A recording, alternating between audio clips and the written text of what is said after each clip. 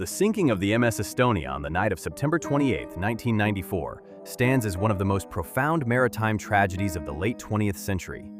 It was a catastrophe that claimed 852 lives and fundamentally altered the international understanding of maritime engineering, safety protocols, and the sheer, unforgiving power of the open ocean.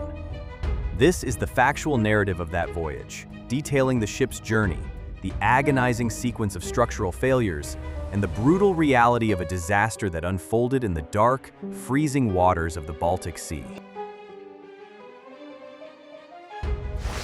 To understand the magnitude of the disaster, one must first understand the vessel itself. The MS Estonia was a roll-on/roll-off, ro-ro passenger ferry, a type of ship specifically designed for the efficient transport of both passengers and vehicles. Constructed in 1979 at the Meyer-Werft shipyard in Papenburg, West Germany, she was a massive feat of engineering for her time, measuring over 155 meters in length, with a gross tonnage exceeding 15,000. Originally commissioned as the Viking Sally, the ship underwent several changes in ownership and name, sailing as the Silja Star and the Wasa King, before being acquired in 1993 by Estline, a joint venture between the Estonian government and a Swedish shipping company. For the newly independent Republic of Estonia, the ferry was much more than a mode of transport. It was a proud symbol of a newly re-established connection to Western Europe. The ship was tasked with maintaining a vital, scheduled maritime bridge across the Baltic Sea. Her design featured a massive, undivided car deck that spanned nearly the entire length of the vessel. To allow vehicles to drive directly onto this deck, the ship was equipped with a distinctive bow visor, a massive 50-ton steel nose that could be hydraulically lifted upward, revealing a folding loading ramp. While this design maximized efficiency at the docks, it inherently created a vulnerable open cavern at the very front of the ship, a structural Achilles heel that would soon be tested beyond its limits. The designated route of the MS Estonia was a heavily trafficked maritime corridor connecting the capital of Estonia to the capital of Sweden. The journey was designed as an overnight passage. The ship would depart from the port of Tallinn in the evening, navigate through the Gulf of Finland, cross the open expanse of the Baltic Sea during the night, weave through the complex Stockholm archipelago in the early morning, and arrive at the Swedish port the following day. On the evening of Tuesday, September 27, 1994, the Estonia was moored at Terminal B in Tallinn. The loading process was routine but thorough, with cars, trucks, and cargo being driven up the ramp and secured onto the vast car deck. Above them, the passenger decks buzzed with activity. The ship carried a diverse group of people: businessmen returning from meetings, families going on vacation, tourists, and a dedicated crew. In total, 989 people were on board, 803 passengers, and 186 crew members. At 19:15 local time, the MS Estonia slipped her moorings and began her voyage toward Stockholm. As she navigated out of the protected harbor, the weather was typical for early autumn in the Baltic region. A southerly wind blew at around 8 to 10 meters per second, accompanied by intermittent rain. Because of the distribution of the heavy cargo on the car deck and the pressure of the wind against the ship's massive superstructure, the Estonia possessed a slight, almost imperceptible list to the starboard side, right from the beginning of her journey. As the evening progressed, the ship left the sheltering coastline of Estonia behind and entered the open waters of the Baltic Sea. Here, the meteorological conditions began to deteriorate rapidly. The autumn storm that had been brewing gathered immense strength. The wind shifted to the southwest and intensified dramatically, howling at speeds of 15 to 20 meters per second, creating a violent, churning sea. The Baltic Sea is known for its treacherous, steep waves, which are particularly punishing to large vessels. By midnight, the significant wave height had reached an average of 4 meters, with rogue waves towering up to 8 meters. The Estonia, driving forward into the teeth of the storm with all 4 main engines engaged, was subjected to brutal pitching and rolling. The ship was traveling at approximately 14 to 15 knots, a speed that was standard for the schedule, but subjected the bow to tremendous hydrodynamic impacts as it slammed into the oncoming walls of water. Inside, the passenger experience turned grim. The severe motion of the ship caused widespread seasickness. Many passengers abandoned the bars and entertainment areas on the upper decks, retreating to their cabins in the lower levels of the ship, hoping to lie down and sleep through the turbulent crossing. The destruction of the MS Estonia was not instantaneous, but rather a rapid cascade of mechanical failures brought on by the immense, repeated force of the sea. At approximately 0:55 on the morning of September 28th, a chilling sound echoed through the forward sections of the ship. Passengers and crew members reported hearing a loud, sharp, metallic bang, a sound distinct from the rhythmic crashing of the waves. This initial sound was the death knell of the vessel. The massive hydraulic locks and hinges securing the 50-ton bow visor were failing.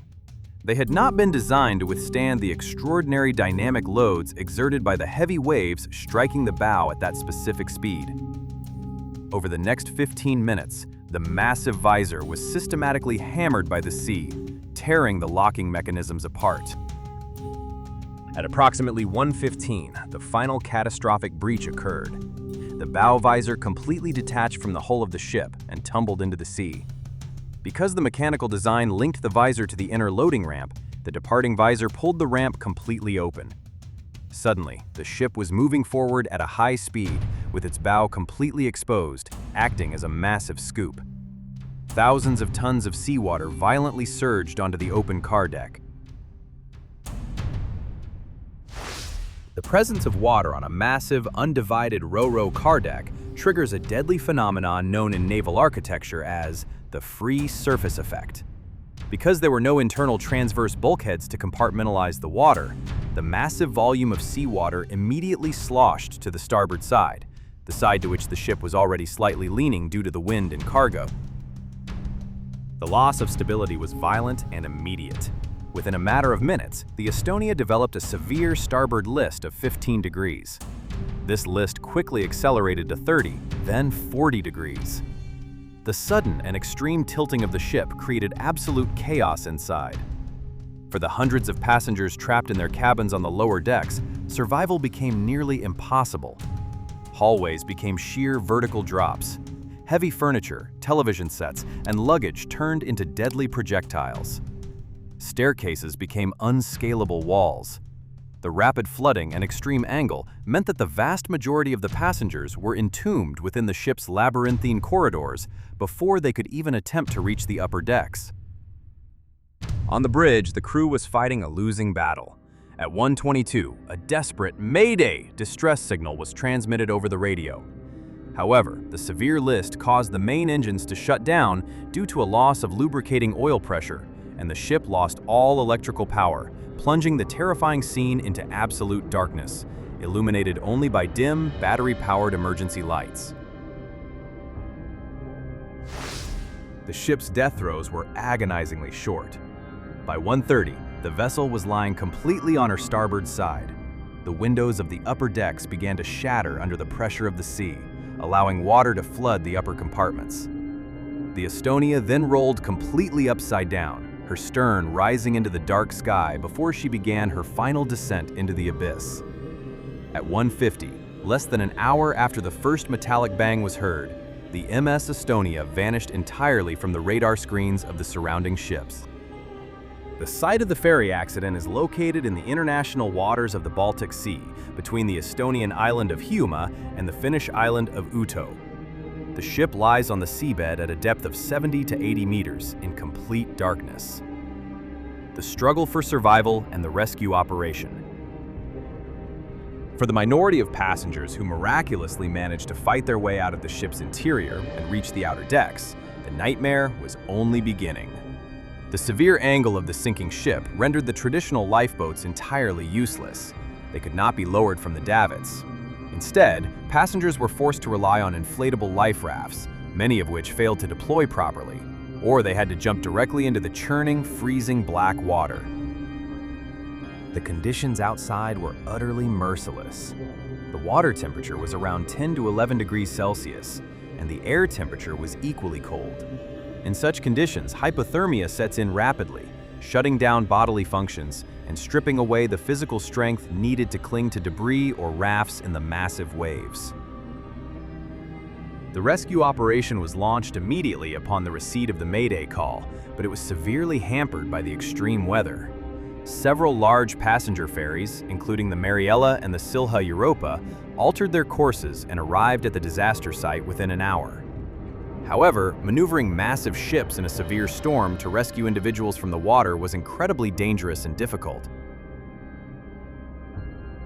The most effective rescue efforts were conducted by search and rescue helicopters deployed from Finland and Sweden. Lowering rescue swimmers into the tempestuous sea, the helicopter crews performed heroic feats of aviation, winching survivors from the tossing life rafts.